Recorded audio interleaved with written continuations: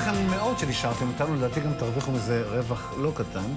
כי גם עוד מעט עמיקה מהחפצולוג שלנו לדבר על התחלות חדשות בחפצים, נכון? בטח. אני מכיר את התרנגול, אתה לא יכול להביא אותה כל שבוע. זה לא תרנגולת שהבאתי אף פעם. אוקיי. ולידך יושבת חגית מינץ, אדריכלית פנים, שמתמחה בשיפוצים שיעלו לנו את ערך הדירה. אני תמיד הייתי בטוח, בוקר טוב, הייתי תמיד בטוח ששיפוץ עושים אחרי שאתה קונה דירה. ואז אתה משפץ אותה כמו שבא לך, לא לפני. קודם כל, יש כמה דרכים לשפר נכסים.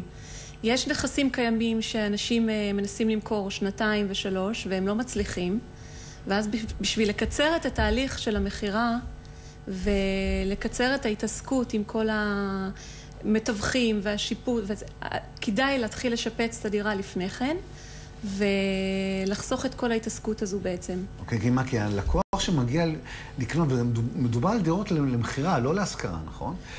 אז מישהו שבא לקנות דירה... גם במטרת שכירות זה... לא, שכירות זה נראה לי ברור נורא, אתה עושה שיפוץ נורא יפה, אתה שם שולחן מזכוכית, אתה שם איזה מכשיר כושר, הדירה נמכרת כמו... אתה בכלל שם מסך, אתה יודע, מסך טלוויזיה שטוח, בכלל הפכת את זה לדירת יוקרה. אני בתקופה שגרתי, עברתי המון דירות וזה, ובאתי לאיזו דירה, והיה שם מכשיר כושר. אמרתי, לוקח אותה מיד, כי זה, אתה מרגיש כאילו איזשהו שיחוק מטורף.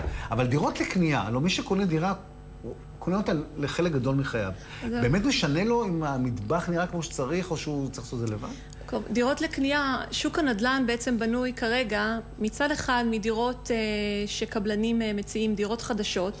הן מאוד יפות, אבל הבעיה היא שהדירות האלה מאוד יקרות, ולא כל אחד יכול להרשות לעצמו דירה מקבלן. ויש מצד שני הרבה נכסים בשוק שהם נכסים שהם ישנים והם לא מזמינים וקשה מאוד למכור אותם, ולכן כדאי בעצם להיעזר בבעל מקצוע שישפץ את הבית ויביא אותו למצב אופטימלי, ויהיה קל הרבה יותר למכור את הדירה וגם להרוויח עליה. מעבר להשקעה של השיפוץ אפשר להרוויח מעבר לזה הרבה יותר. אז בוא נדבר כסף. מבחינה כספית. כמה כסף, סדר גודל שצריך להשקיע, וכמה זה יכול להוסיף? האם זה בכלל משתלם? זה נורא תלוי בלקוח, ובעצם הלקוח הוא זה שקובע את התקציב, וזה גם תלוי בגודל הנכס. אם זו דירה קטנה או וילה גדולה, זה מאוד משתנה. מה הדבר שהכי כדאי לעשות? מה הכי חשוב? הכי חשוב, יש כמה דברים חשובים. קודם כל, להסיר קירות בדירה כדי... להגדיל את הספייס. כדי להרוויח אור וספייס. הרבה פעמים הנכסים הישנים הם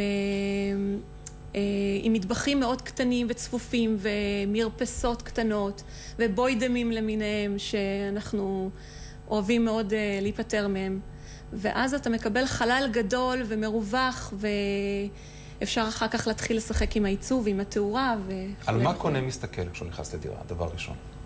על השכנים. אני רוצה לדבר על הקונה. לקונה בדרך כלל מאוד קשה לדמיין איך הדירה תיראה אחרי שיפוץ. לכן כדאי למכור אותה כבר... לעשות לו את זה כבר, זאת אומרת. בדיוק, לעשות לו את זה כבר, כי רוב האנשים קשה להם מאוד לדמיין איך זה ייראה. אז אנחנו פה חוסכים בתהליך ומקצרים את הכל. עכשיו, יש אנשים שממש עושים איזה עסק, ולוקחים דירה מוזנחת, משקיעים בה איזה 50,000 שקל, ואז מוכרים אותה ברווח גדול. המון אנשים. מה? 50? מה זה 50? זה מעט לשיפוץ? בוודאי, רק אני משלם 50 על מה שיש בבוידם החפצי. אני הרי בא, קונה גם את החפצים ותזכרי אותי. אני אזכור אותך.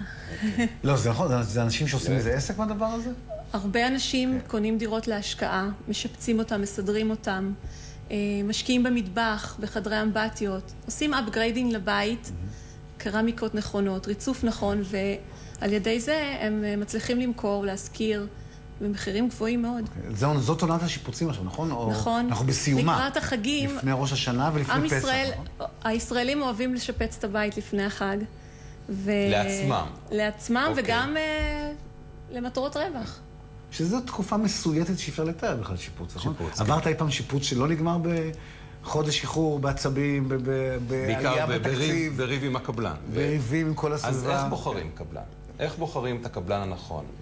צריך לבחור בעל מקצוע שיש לו הרבה ניסיון, שמראה לך את העבודות שלו, שאתה באמת מסייר ורואה מה הוא עושה. לראות את הדירות ולדבר עם בעלי הדירות ולראות איך הם מגיבים עליו. וניסיון, מילת המפתח. חגית, תודה רבה לך. תודה.